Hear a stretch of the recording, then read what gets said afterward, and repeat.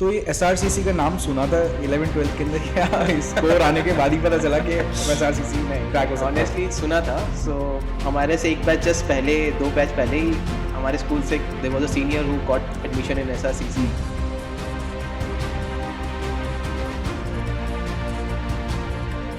तो काफ़ी fame and काफ़ी वो होता है ना, एक पॉपुलर बच्चा हो जाता है तो एक स्टूडेंट हो जाता है, तो एसआरसीसी का नाम सुना था। But as I mentioned, never thought of getting into SRCC.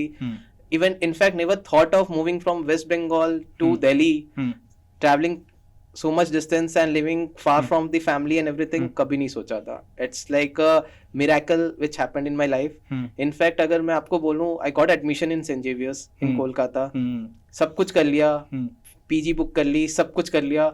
The last day when the admission was getting closed in SRCC, all of a sudden there were some family members, some neighbors who came to my father and like, आप ऐसा क्यों कर रहे हो, मतलब you should have admitted him in SRCC, उससे अच्छा कुछ है नहीं.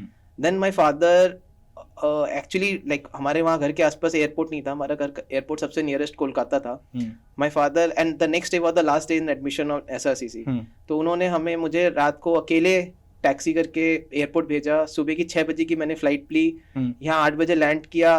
यहाँ से अपने से टैक्सी कैब करके, मतलब मैंने लाइफ में फर्स्ट टाइम फ्लाइट में बैठ रहा हूँ, फर्स्ट टाइम दिल्ली आ रहा हूँ, फर्स्ट टाइम अकेले कॉलेज पहुंचा हूँ, एडमिशन कराई, and then I just called my father, पापा हो गया एडमिशन. काफी ड्रामेटिक रहा है, एक्चुअली ड्रामेटिक है. And whenever I say to somebody, मुझे ऐसा लगता है कि बस डेस्टिनी था एसआरसीसी में आना, अदरवाइज तो होता ही नहीं कभी. तो अब एडमिशन हो गया, ठीक है, एंड उसके बाद की जो लाइफ है, जो एसआरसीसी ने चेंज एक लेके आया है या एक एक्स फैक्टर ऐड करा है, तो वो एक्स फैक्टर क्या था जिसने आज यहाँ पे पहुंचाया है?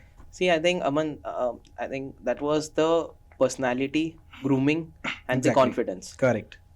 Coming from such a background, I think जब हम SRCC एंटर किए थे ना, और जब वहाँ का क्राउड देखे थे, हम पहले ही एक स्टेप पीछे ले लेते हैं, क्योंकि हम उन बच्चों जितने ना तो हम ग्रूम थे, ना हमारे में उतना कॉन्फिडेंस था, ना हमें प्रेजेंटेशन देना आता था, ना हमारी इंग्लिश उतनी अच्छी होती थी. So we were always a step back than the other students of the college. तो SRCC ने जो हमें चेंज किया है ना, वो हमें actually that college has brought us from that particular step to the like at the level with all the other students in their college. So it's like level playing field. Level playing field actually for everyone. So yeah. तो x factor हो गया like कि grooming में बहुत help करी है college, और college करता है, कॉलेज लाइफ एक बहुत इंपॉर्टेंट लाइफ होती है. And also like living far from your family in a different city automatically gives you a lot of confidence, lot of you actually it makes you learn that तुम्हें life जीनी कैसी है. तो and it is also known as Temple of Commerce, ठीक है. तो ये जो tag है Temple of Commerce SRCC को बोला जाता है, ये कहाँ तक ट्रू है? I think 110%. Exactly. 110%. तो इसको वैलिडेट कैसे करेंगे हम लोग? See, I will say education, देखो हम वहाँ जितने बच्चे आते हैं वो सारे के सारे देखो अपने मतलब बिकॉज टॉप लेवल के स्कूल के सबके टॉप ऑफ द टॉप होते हैं, क्योंकि ऑब्वियसली अदरवाइज तो एडमिशन ही नहीं मिलेंगे.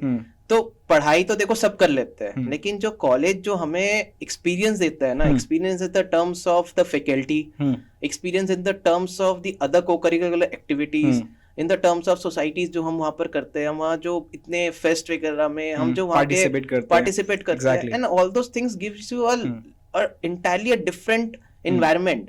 आप बच्चों से इंटरेक्ट करते हो, जब आप अपने मुझे याद है जब मैं इतने सारे बच्चों से जब हम मिले, हम जब फ्रेंड्स बने, जब हम interaction when we used to share our aspirations कि अच्छा तुम्हें क्या बनना है, तुम्हें क्या फर्स्ट आइस जो हमारी ब्रेक हुई थी वो फ्रेशर्स पार्टी से ब्रेक हुई थी. I remember. अच्छा, वेरी नाइस. तो उसके बाद एसआरसीसी में एंट्री हो गई, देन फिर सीए भी करना है साथ में, दोनों चीज को पैरेलल लेके चलना है. तो वो जर्नी कैसी रही कि साथ में सीए की क्लासेस भी हमें लेनी होती है? एक्चुअली उस टाइम तो ऑफलाइन क्लासेस होती थी, हमें जाना होता था, है ना. अब तो काफ़ी सारा कंटेंट ऑनलाइन अवेलेबल है, स्टूडेंट्स के पास काफ़ी एक्सेसिबिलिटी आ गई है. तो वो जो मैनेज करना होता है कि क्लास भी मैनेज करनी है, ऑफलाइन भी जाना है वहाँ पे कोचिंग लेने, वो कैसे बैलेंस हो पाया? वो करना पड़ा.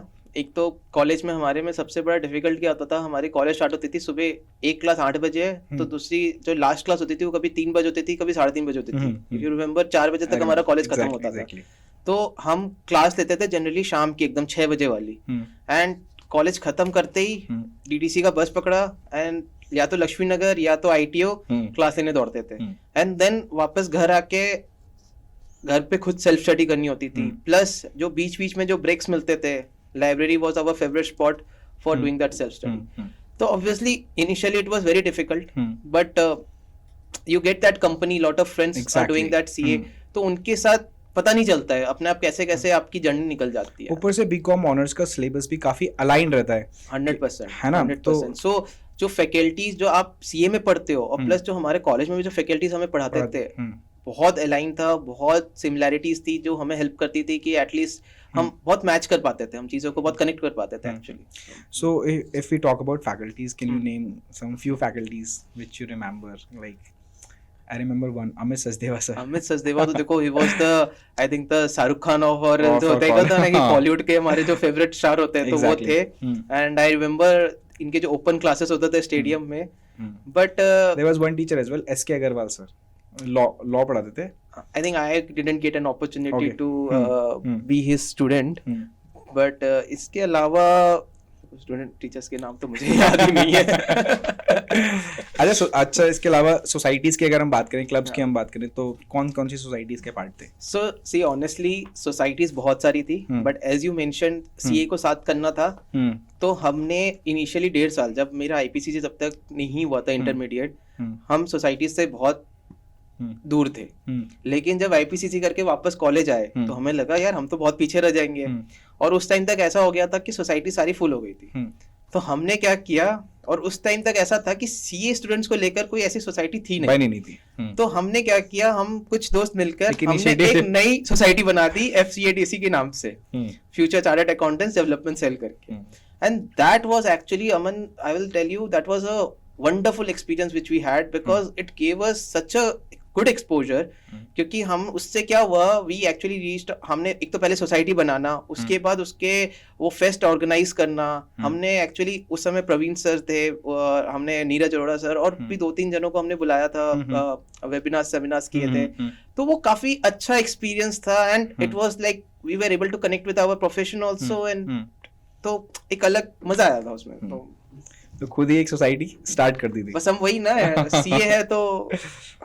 अच्छा, तो अब if we talk about CA, ठीक है, अब तो काफी ज्यादा पैटर्न चेंज हो गया. उस टाइम अलग पैटर्न था, उस टाइम सीपीटी चलता था एग्जामिनेशन, और फिर आईपीसीसी चलता था, एंड देन फाइनल. हाँ, अब सेम स्टेजेस है, बट फाउंडेशन, इंटरमीडिएट, और थोड़ा सा सिलेबस भी अलग हो गया है. तो ये जो चेंजेस आ रहे हैं, ठीक है, इंडस्ट्री के अंदर या सीए इंडस्ट्री के अंदर, थोड़ा सा मैं जानना चाहूँगा कि इसकी क्या रेलिवेंस है, ठीक है, जो क्योंकि business environment is dynamic, environment change हो रहा है, कंप्लायंसेस चेंज हो रही हैं, तो वो सारे चेंजेस आ रहे हैं. और जो हमारे अभी स्टूडेंट हैं, ठीक है, उनके लिए वो जो कोर्स है, अगर वो कोई कॉलेज लेना चाहते हैं, बीकॉम करना चाहते हैं, बीकॉम ऑनर्स करना चाहते हैं, और साथ में सीए भी परसू करना चाहते हैं, तो दोनों को कैसे वो लेके चल सकते हैं, ठीक है. और दूसरा, ये जितने भी चेंजेस आ रहे हैं, ठीक है, ये किस तरीके से रेलिवेंट हैं उनको और एक्सेल करने के लिए? सी आई थिंक अमन, रेलिवेंस तो 100% है, बिकॉज अगर आप पुरानी चीज ही पढ़ते रह जाओगे, सो वंस यू क्वालिफाइड और once you get graduate from the such a esteemed college, आप आउटडेटेड रह जाओगे, बिकॉज आप जो पढ़ रहे हो फिर वो कोई रेलिवेंस उसका बचेगा. Exactly. I will give you a very small example. Like when I was preparing for my CA exams, और जब मैं बीकॉम ऑनर्स कर रहा था, उस समय जीएसटी जो मेरा एक बहुत ही फेवरेट सब्जेक्ट है, वो इंट्रोड्यूस होने वाला था, हुआ भी नहीं था, होने वाला था. लेकिन और हम उस समय सर्विस टैक्स, एक्साइज और डिफरेंट टैक्सेस पढ़ रहे थे, वो नेगेटिव लिस्ट एंड पॉजिटिव. और जब तक हम उसमें आए तब तक फाइनल हो गया था कि 2017 पे गवर्नमेंट जीएसटी लाने वाली है. इंटरेस्ट खत्म हो गया था ऑनेस्टली हमें, कि वो पढ़ने का मन ही नहीं करता था, कि लेकिन पता था कि यार एग्जाम तो उसी को पढ़ के देना है. Correct. So what, like I really appreciate that if the government and if the syllabus are changing as per the environment, as per the relevance, so it's actually the thing which should happen. For example, AI technology, अब audit में भी आजकल बहुत सारे tools use होने लग गए हैं. It's not that manual audit कि हम बैठ के वो paper देख रहे हैं. तो if in syllabus we are talking about those things, it's wonderful. I think that is the thing we need in our country. तो अब स्टूडेंट अगर दोनों चीज़, जैसे हम बीकॉम ऑनर्स की बात करते हैं और फिर चार्टर्ड अकाउंटेंसी की बात करते हैं, तो दोनों किस तरीके से अलाइंड है? और स्टूडेंट अगर करना चाहें इसको, कि वो बीकॉम ऑनर्स भी करना चाहते हैं, एक प्रोफेशनल कोर्स करना चाहते हैं, और उसके अलावा भी सीए के अलावा भी अदर कोर्सेज हैं, तो वो कौन से कोर्सेज कर सकते हैं? एक एकेडमिक कोर्स हो गया, साथ में एक प्रोफेशनल कोर्स हो गया, तो चाहे वो चार्टर्ड अकाउंटेंसी हो, चाहे वो ACCA हो, चाहे कोई भी XYZ कोर्स हो, तो दोनों किस तरीके से अलाइन होकर स्टूडेंट कर सकते हैं? क्योंकि थोड़ी सी डिफिकल्टी आ जाती है जब हम 2 कोर्स कर रहे होते हैं. डेफिनेटली. तो वो कैसे उसको ओवरकम कर सकते हैं? See I think Aman it's all about balancing, ठीक है। अब हमें क्या होता है कि हम सीए भी करते थे, तो अब कोई अगर बच्चा सीए कर रहा है तो ऑब्वियसली वो आर्टिकलशिप तो अपने ग्रेजुएशन के बाद ही स्टार्ट करेगा। एग्जैक्टली। सो वो जो 3 साल और या 4 साल जो भी उसके बीकॉम जो ग्रेजुएशन की उसके टाइम है, उसमें वो क्या कर सकता है, उसमें वो एक फाउंडेशन क्लियर कर सकता है और उसमें उसको इंटरमीडिएट क्लियर कर, exactly, and he has sufficient time to utilize that entire 4 years 3 years। तो आई थिंक और सेम थिंग होता है कि जैसे अगर किसी को एमबीए करनी है तो एमबीए करनी है तो एमबीए तो चलो बाद में होगी, लेकिन एटलीस्ट जो कैट की प्रिपरेशन है वो he can utilize this graduation period. क्योंकि देखो हमारा जो कॉलेज का, हमारा जो बीकॉम ऑनर्स का सिलेबस होता है इतना भी कोई बहुत हेक्टिक या इतना कोई वो नहीं होता कि आप कुछ और साथ में कर नहीं सकते। In fact you can enjoy your life, you can enjoy your college life, and side by side you can also pursue your normal graduation syllabus, as well as you can also pursue your professional course, whatever the syllabus is there। क्योंकि एक तो काफी चीजें match हो जाती है, काफी चीजें अलाइन हो जाती है, एंड देन टाइम भी आपका मैनेज हो जाता है easily. So it's all about selecting one particular field, following your passion, and then giving time to that, nothing more than that। ठीक है। अच्छा, उसके बाद अब थोड़ा प्रोफेशनल लाइफ पे आ जाते हैं, ठीक है। After that the completion of graduation and completion of CA, you joined Deloitte. So it started a step back. Okay. So Deloitte was after my qualification. I started with EY. Okay. As my articleship.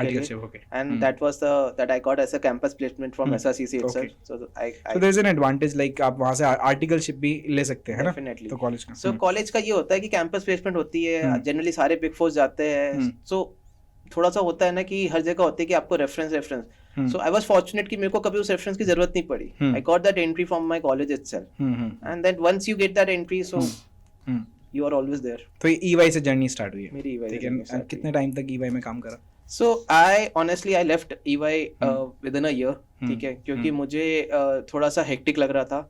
And वो hectic इसलिए लग रहा था क्योंकि उसमें travel audit में था, travel बहुत होते थे, तो मैं पढ़ नहीं पाता था, और मुझे ऐसा लगता था कि पढ़ाई भी साथ साथ जरूरी है। तो मैंने EY छोड़ दी 1 साल में। Then I joined a mediocre firm, ESN Associates, it's again a Gurgaon based firm, and वहाँ भी मैंने इंटरनल ऑडिट में था, वहाँ भी मैंने 1 साल करी। देन आई वाज लाइक कि नहीं, और एक चीज बचती है, वो है इंडस्ट्रियल ट्रेनिंग, तो उसका भी एक्सपीरियंस लेना है।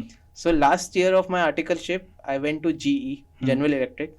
It was one of a most reputed company at that time, and I got an opportunity, and that was the time when I got introduced to taxes, indirect tax, because my industrial training was in the indirect tax function of GE, and the team which I got there is the same team जिनके साथ मैंने 7.5 साल 8 साल Deloitte में गुजारे। Okay. So that was my so your area of specialization is indirect taxation. indirect taxation। तो थोड़ा सा indirect taxation के बारे में बताना चाहोगे कि So क्या क्या इसके अंदर लाइक अपॉर्चुनिटीज हैं, क्या क्या फील्ड्स?